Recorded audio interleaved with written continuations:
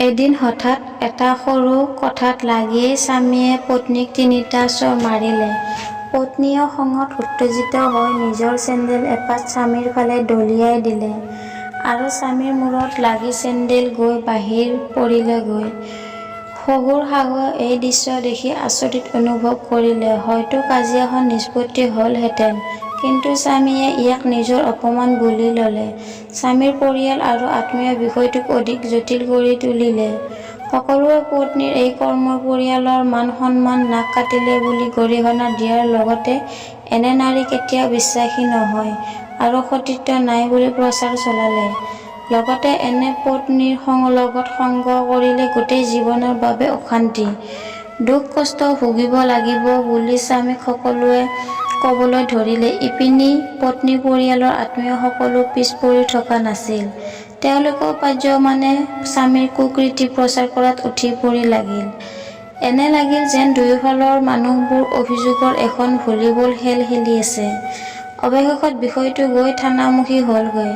পত্নীয়ে কন্যাক লৈ পিতৃগৃহ পালেগৈ। দুয়ো পক্ষৰ ফালৰ পৰা থানাত গোচৰ ৰুজু কৰা হৈছিল। স্বামীয়ে পত্নীৰ চৰিত্ৰহীনতাক দোষ দিয়াৰ লগতে পত্নীয়ে যৌতুকৰ নিৰ্যাতন হাৰাশাস্তি কৰা বুলি গোচৰ তৰিলে।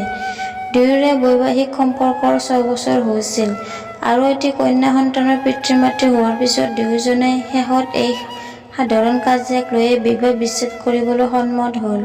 স্বামী-স্ত্ৰী দুয়োৰে হাতত বিবাহ বিচ্ছেদৰ গোচৰৰ প্ৰতিলিপি আছিল যদিও দুয়ো নিমাত, দুয়ো শান্ত, দুয়ো অস্থিৰ হৈ আছিল। ২ বছৰ ধৰি চলিল এই বিচাৰ। স্বামী-স্ত্ৰী দুয়ো ২ বছৰ ধৰি পৃথকে পৃথকে আছিল আৰু গোচৰৰ শুনানিৰ সময়ত দুয়োজনে আদালতলৈ আহিবলগীয়া হৈছিল। আদালতৰ কক্ষত ইজনে সিজনৰ ফালে এনেদৰে চালে যেন চকমকীয়া শিলে ইজনে সিজনক ঘঁহিছে। দুয়ো পক্ষৰ উকিলে কাক কি কথা ক'ব লাগে তাৰ এটা ভাল শিক্ষা দিছিল উভয়কে। অৱশেষত সকলোৱে যি বিচাৰিছিল সেয়া অৰ্থাৎ বিবাহ বিচ্ছেদ হ'লগৈ। আগতে আত্মীয়সকলৰ বহুত লোক একেলগে আত্মপক্ষ সমৰ্থনৰ লগত লাগি আহিছিল, যদিও আজি মাত্ৰ কেইজনমান আত্মীয়হে লগত আছিল। যি নহওক অৱশেষত বিবাহ বিচ্ছেদ ঘোষণা হ'ল। দুয়ো পক্ষৰ আত্মীয়ই সুখী, উকিল সুখী, পিতৃ-মাতৃ সুখী হৈ পৰিল।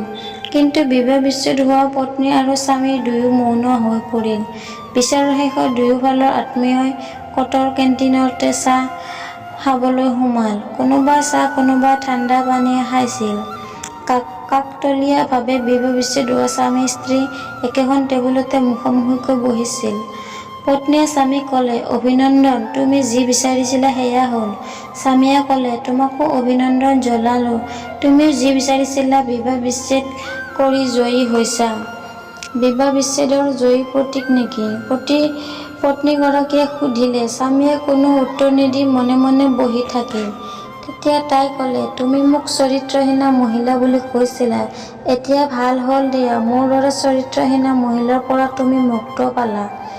মোৰ দোষ আছিল, মই তেনেকুৱা কৰা উচিত নাছিল, স্বামীয়ে তাইক ক'লে। পত্নীয়ে দুখ আৰু ক্ষোভ মিশ্ৰিতভাৱে ক'লে, মই বহুত মানসিক চাপৰ মাজেৰে যোৱা ২ বছৰ সময় অতিবাহিত কৰিছোঁ।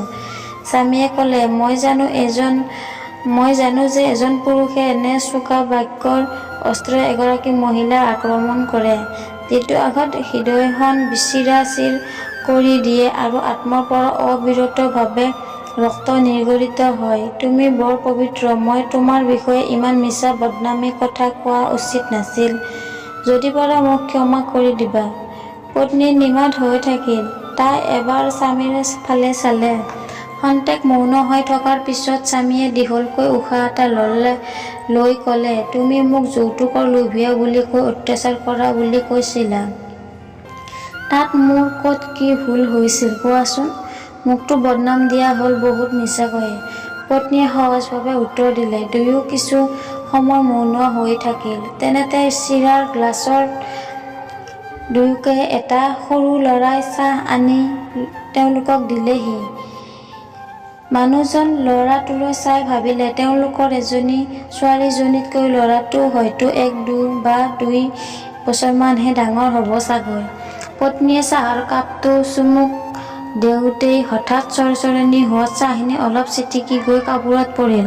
স্বাভাৱিকতে মুখৰ পৰা চি শব্দটো ওলাই আহিল তেওঁৰ। সেই শব্দটোতে স্বামীৰ মুখৰ পৰা অ শব্দটো ওলাই আহিল আৰু জেপৰ পৰা লৰালৰিকৈ ৰুমালখন উলিয়াই পত্নীলৈ আগবঢ়াই দিছিল। কেণ্টিনত বহি থকা সকলোৱে তেওঁলোকৰ এই কাণ্ড চাই আচৰিত হৈছিল। চাহ খাই থকাৰ মাজতে স্বামীয়ে সুধিলে, তোমাৰ পিঠিৰ বিষটো ভাল পাইছানে? পত্নীয়ে ক'লে, ভভেনৰ নহ'লে কেতিয়াবা কম্বিফ্লেম, কেতিয়াবা দলনি, এইবোৰেই সাৰথি আৰু।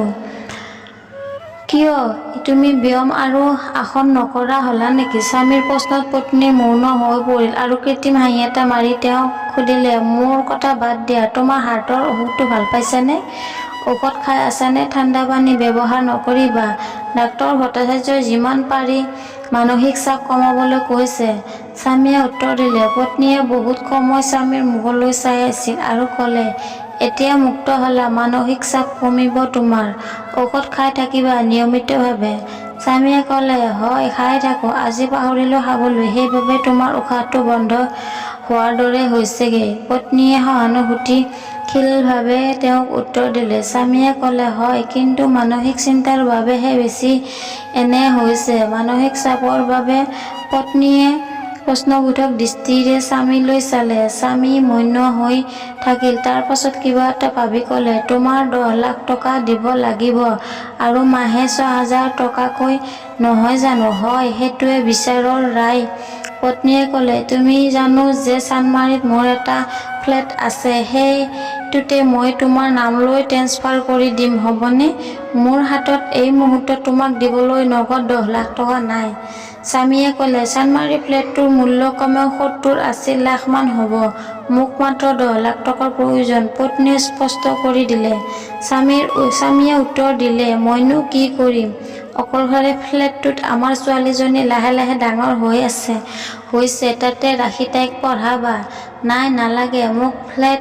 তোমাৰ হাতত যদি পইচা নাই, মোক 10 লাখ টকা দিব নালাগে, মাহে মাহে 6,000 টকা দি থাকিবানে? তাই সুধিলে, হয়, নিশ্চয় দিম তোমাক। স্বামীৰ মাতত পুৰণি সম্পৰ্কৰ আৱেগপ্ৰৱণ ভাৱ। তাইৰ মুখলৈ তেওঁ একেৰাহে চাই আছিল। সন্মুখত বহি থকা মানুহজনীক বৰ দয়ালু আৰু ধুনীয়া দেখিছিল, যি আজি 2 বছৰ ধৰি তেওঁৰ কাষত নাই। এৰা এসময়ত তাই আগতে তাৰ পত্নী আছিল, আজিৰ পৰা চিৰদিনৰ বাবে আঁতৰি যাবগে। একেদৰে মানুহজনেও মানুহজনৰ ফালে চাই ভাবি আছিল, কিমান সহজ সৰল এই মানুহজন, যি এসময়ত তাৰ স্বামী আছিল। কিমান মৰম ভালপোৱা আছিল তেওঁৰ লগত। বিয়াৰ এবছৰ পাছতে তেওঁলোকৰ হৰিদ্বাৰত ভ্ৰমণ কৰিবলৈ গৈছিল। যেতিয়াই তাই গংগা নদীত গা ধুই আছিল, হঠাৎ পানীৰ সোঁতত পাকনীয়ে তাইক তললৈ লৈ গৈছিল। তাৰ পিছত তাইক বচাবলৈ এই মানুহজনেই উন্মাদ হৈ দৌৰি আহি পানীত জাপ দিছিল। তেওঁ নিজে সাঁতুৰিব জনা নাছিল যদিও তাইক বচাই আনিছিল। ঈশ্বৰৰ সহায়ত সিহঁত দুয়োজনে সৌভাগ্যক্ৰমে বাচিছিল। কথাবোৰ ভাবি ভাবি পত্নী নষ্টালজিক হৈ পৰিছিল আৰু গোপনে চকুপানী মোহাৰিছিল। স্বামীয়েও পত্নীৰ ফালে চাই আছিল আৰু ভাবিছিল, কিমান যে তেওঁ গুৰুত্ব দিছিল তাইক।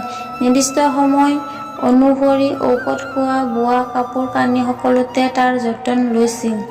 শোৱাৰ আগতে ঔষধ, গৰম পানী, গৰম গাখীৰ সকলো টেবুলত সজাই থৈছিল।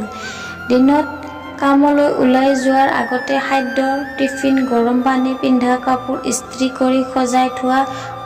সি যেন আৰু একো ভাবিব নোৱাৰিলে। বুকুখন বৰকৈ বিষাইছিল তাৰ। এনে অপ্ৰকাশ্য যন্ত্ৰণা। এনেকৈ বহুত সময় দুয়ো নিমাত হৈ আছিল। নিতাল নিস্তব্ধতা। পৃথিৱীৰ কোলাহলৰ পৰা যেন তেওঁলোক সম্পূৰ্ণ মুক্ত। দুয়োজনে ইজনে সিজনক চকুলোৰে চাই থাকিল। মোৰ কিবা এটা ক'বলগীয়া আছে। স্বামীৰ মাতটো দোদুল্যমান হৈ পৰিল। কোৱা। মহিলাগৰাকীয়ে ধুনীয়া চকুযুৰিৰে তেওঁৰ ফালে চালে। কিন্তু মোৰ ক'বলৈ বৰ ভয় লাগিছে অৰ্চনা, বুকুখনো বৰকৈ বিষাইছে।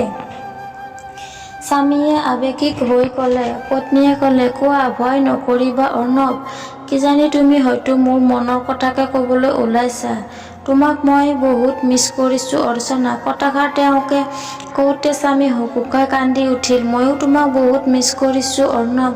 আমাৰ টিনাজনীক মই সদায় মিছা উত্তৰ দি দি ভাগৰি পৰিছোঁ। তাই তোমাক এতিয়াও সদায় বিচাৰে। পত্নীয়ে কন্দনামোৱা হৈ উত্তৰ দিলে, আই ষ্টিল লাভ ইউ। স্বামীয়ে তাইক হাত দুখন ধৰি ক'লে, ময়ো তাইক উত্তৰ দিলোঁ এনেকৈয়ে। দুয়ো চলচলীয়া চকু দুটা আৰু ধুনীয়া হৈ পৰিছিল। দুয়োৰে মাত ভাষা সকলো আৱেগিক আৰু মুখখন দুখন শিশুৰ দৰে নিৰ্দোষী হৈ ধৰা দিছিল। স্বামীয়ে সুধিলে, আমি দুয়ো জীৱনটোক নতুনকৈ গঢ় দিব নোৱাৰিনে? ব'লা আমি আকৌ একেলগে থাকিবলৈ যাওঁ, একেলগে স্বামী স্ত্ৰী হিচাপে বহুত ভাল বন্ধু হৈ। কিন্তু এই কাগজখন? পত্নীয়ে দলিলখন দেখুৱাই সুধিলে। এইখন ফালি পেলাওঁ বুলি কৈ স্বামীয়ে তেওঁৰ হাতত থকা বিচাৰৰ কপি ফালি পেলালে আৰু তাৰ পাছত মহিলাগৰাকীয়েও একে কাম কৰিলে। দুয়ো থিয় হ'ল, দুয়ো ইজনৰ সিজনৰ হাতত ধৰি হাঁহিলে। তেওঁলোকৰ কৰ্মকাণ্ড আৰু আচৰণ দেখি দুয়োপক্ষৰ আত্মীয় স্তম্ভিত হৈ পৰিল।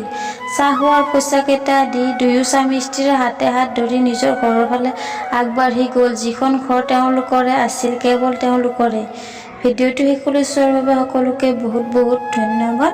আকৌ লগ পাম অন্য এটা ভিডিঅ'ৰ সৈতে।